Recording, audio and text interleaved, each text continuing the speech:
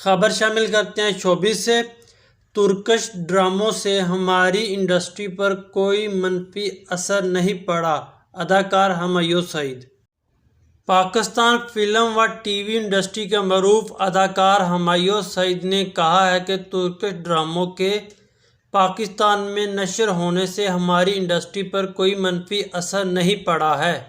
حال ہی میں اداکار ہمایوں سعید نے ایک پروگرام میں شرکت کی جو کہ ایک نجی ٹی وی چینل پر نشر کیا جاتا ہے۔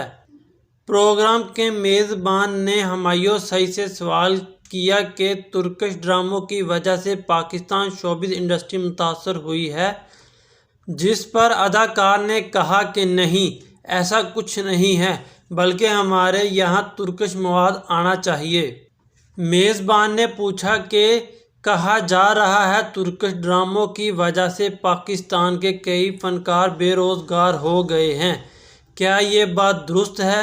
جس پر اداکار ہمایوں سعید نے کہا کہ کوئی فنکار ایسے بے روزگار نہیں ہوتا، ماشاءاللہ ہمارے یہاں بہت کام ہے۔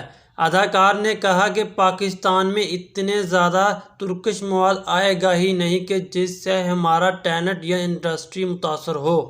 اداکار نے کہا کہ ایک چینل پر ایک وقت پر صرف ایک ترکش ڈرامہ ہی نشر کیے جاتے تھے، لیکن اب ایسا نہیں ہے، کیونکہ وہ آخر کتنے اور کب تک بین الاقوامی مواد نشر کریں گے۔